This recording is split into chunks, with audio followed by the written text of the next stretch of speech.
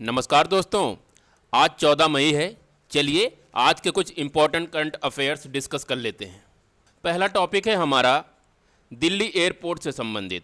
हाल ही में Delhi 1000 taxi boat movement करने वाला दुनिया का पहला और एकमात्र एयरपोर्ट बन गया है। इसे समझने के लिए हमें कुछ एरोस्पेस और एविएशन की शब्दावलियों को जानना होगा। उसी क्रम में सबसे पहले जानते हैं हैंगर किसे कहते हैं।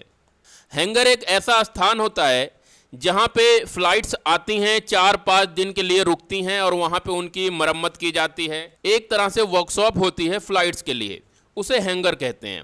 दूसरी टर्मिनोलॉजी यहाँ पे एप्रॉन से रिलेटेड है कि एप्रॉन क्या होता है। तो एप्रॉन एक ऐसी पट्टी को कहते हैं जहाँ पे जहाज़ें आके पट्टी पे लाइन से खड़ी हुई हैं और अपने लाइन का इंतज़ार कर रही हैं कि मुझे कब फ्लाइट के लिए आगे चलना है, तो उस पट्टी को हम लोग एप्रॉन कहते हैं। टर्मिनल किसे कहते हैं? फ्लाइट पे जहाँ से पैसेंजर चढ़ते हैं या उतरते हैं उस स्थान को टर्मिनल कहते हैं। जिस तरह से आपका प्लेटफॉर्म होता है रेल के लिए, उसी तरह से फ्लाइट के लिए हम टर्मिनल बोलते हैं। टर्मिनल से आगे आपका जहाज आता है रनवे पे। ये जो आप देख रहे हैं आगे, ये रनवे है। इस रनवे पर आके जहाज यहाँ से टेक ऑफ हो जाता है। टेक ऑफ का मतलब उड़ जाता है जहाज।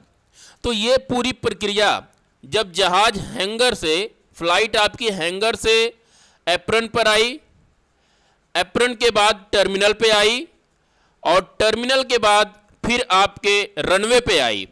तो हैंगर से लेके एप्रॉन, एप्रॉन से लेके टर्मिनल, टर्मिनल से लेके रनवे तक आने की ये जो प्रक्रिया है, इस पूरी प्रक्रिया को कहा जाता है टैक्सिंग। और टैक्सिंग में ये जो आप रनवे पे जब आपकी फ्लाइट टेक ऑफ करती है या लैंड ऑफ करती है, उसे नहीं जोड़ा जाता। और ये जो आप रास्ते देख रहे हैं, ये हो गया, ये हो गया, ये हो गया, ये हो गया, इसे टैक्सी वे कहा जाता है। क्यों? क्योंकि इसका उपयोग टैक्सिंग के लिए किया जाता है, जहाज के टैक्सिंग के लिए किया जाता है। अब ये टैक्सिंग आपका 2-3 तरीके से हो सकता है। पहले मान लीजिए ये जहाज है, फ्लाइट है आपकी, तो इस फ्लाइट को हम पीछे से धक्का दें, पीछे से धक्का दे के इसे आगे किया जा सकता है। दूसरा तरीका कि इस जहाज को आगे से खींच करके टैक्सिंग इसकी की जा सकती है। आगे से इसे हम खींचते रहें और इसकी टैक्सिंग जहाँ पे हमें ले जाना है वहाँ पे ले जाते रहे। और एक दूसरा तरीका है कि ये जो आपकी एरोप्लेन है, ये अपने आप ही आगे पीछे एक जगह से दूसरी जगह हो जाए, हमें किसी चीज़ से खींचना या ना पड़ना पड़े।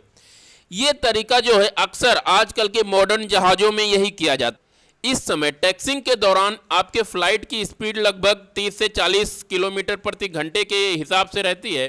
तो इस दौरान आपका सबसे बड़ा नुकसान जो होता है, फ्यूल लगता है, फ्यूल की खपत होती है। इसके साथ साथ नॉइज पोल्यूशन भी होता है। इसके साथ ही साथ इससे एक्सीडेंट्स होने के भी चांस काफ़ी रहते हैं, क्योंकि अगर रनवे पे ऊबड़ खाबड़ है, कुछ चिड़िया है, कभी मान लो कुत्ता बिल्ली आ गया, तो उसकी वजह से भी एक्सीडेंट के भी खतरे बने रहते हैं। तो इन्हीं सब चीज़ों को दूर करने के लिए आजकल के समय में जो एयरपोर्ट्स हैं, जो आधुनिक एयरपोर्ट हैं, वो टैक्सी बोट का इस्तेमाल करते हैं, जो एरोप्लेन के इस आगे वाले भाग में फिट हो जाती है, फिक्स हो जाती है इसमें। और फिक्स होने के बाद इस टैक्सी बोट की सारी जितनी ऑपरेशंस हैं पायलट के हाथ में आ जाती है। अब पायलट इस टैक्सी बोट को नियंत्रित कर सकता है और जहां जाना चाहे वहां जा सकता है। जहाज को एक जगह से दूसरी जगह, हैंगर से टर्मिनल, टर्मिनल से एप्रॉन या और भी कहीं अगर ले जाना है एयरपोर्ट पे, तो अब ये टैक्सी बोट चलेगी, ना कि ये छोटी मशीन होगी ट्रैक्टर की तरह। ये यहाँ पे फिक्स हो जाएगी और इसके जो पहिए हैं, इस पहिए के सहारे ये आपकी चलेगी।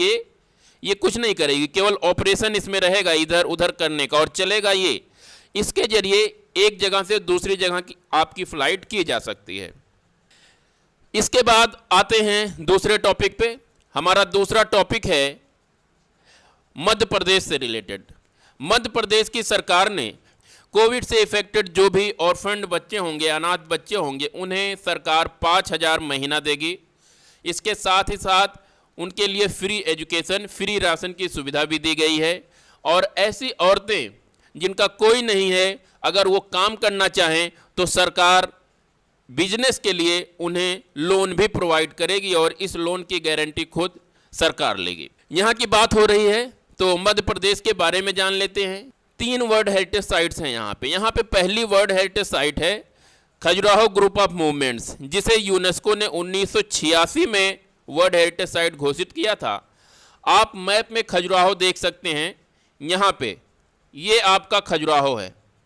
खजुराहो की खास बात यह है कि यहाँ पे जो टेम्पल्स हैं, इन टेम्पल्स को चंदेल राजाओं ने बिल्ड किया था, चंदेल डायनेस्टी के राजा ने बिल्ड किया था।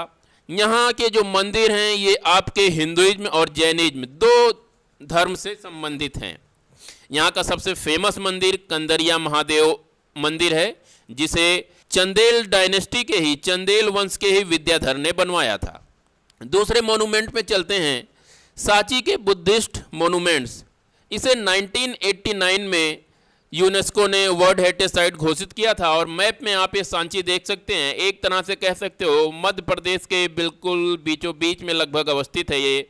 यहाँ पे सांची स्तूप अवस्थित है, जिसे ओरिजिनली अशोक ने बनवाया था और यहाँ पर आपको 2री सेंचुरी से लेके 1st सेंचुरी BC तक के बुद्धिस्ट मोनूमेंट्स देखने को मिल जाएंगे। यहाँ की तीसरी वर्ल्ड हेरिटेज साइट है भीमबेटका के रॉक शेल्टर्स, जिन्हें यूनेस्को ने 2003 में वर्ल्ड हेरिटेज साइट का दर्जा दिया था।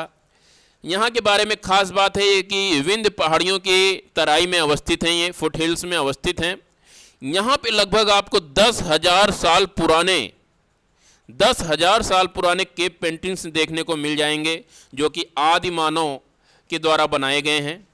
और ख़ास बात है इस भीमबेटका की कि ये रातापानी वाइल्ड लाइफ सेंचुरी में अवस्थित है। अगला टॉपिक है तोकटे साइक्लोन के विषय में। यह साइक्लोन अरेबियन सी में बन रहा है और अरेबियन सी का ही एक पार्ट है लक्षद्वीप सागर। इस लक्षद्वीप सागर में इस लो प्रेशर सिस्टम की उत्पत्ति हुई है और यहाँ से ये आगे बढ़ रहा है, नॉर्थ की तरफ बढ़ रहा है। और IMD इंडियन मेट्रोलॉजिकल डिपार्टमेंट द्वारा ये अनुमान लगाया जा रहा है ये चक्रवात कहीं ना कहीं या तो गुजरात में या पाकिस्तान के आसपास लैंडफॉल कर सकता है। लैंडफॉल का तात्पर्य होता है कि चक्रवात जिस जगह पर एंटर करता है लैंड सरफेस में, जहां पे उस इलाके को कहा जाता है लैंडफॉल।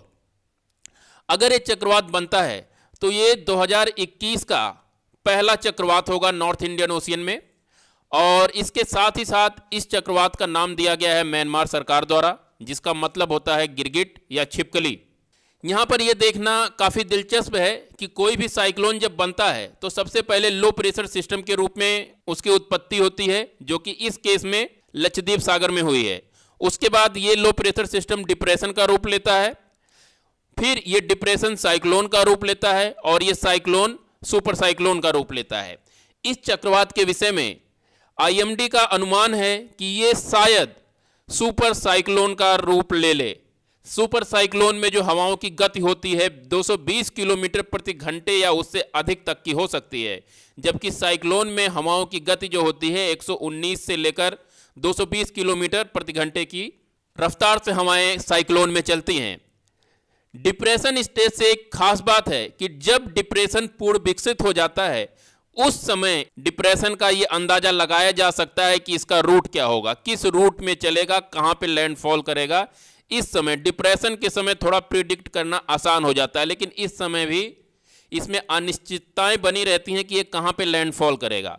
यहीं पे बताते चलें कि चक्रवात जो होता है एक लो प्रेशर सिस्टम होता है और हवाएं चारों दिशाओं से उस लो प्रेशर सिस्टम को भरने के लिए तेज गति से चलती हैं और एक सर्कुलर रूप लेकर ऊपर उठती हैं, जिसकी वजह से बारिश होती है और इन हवाओं के तीव्र रूप से चलने की वजह से तूफान और थंडर स्टॉर्म आदि देखने को मिलता है।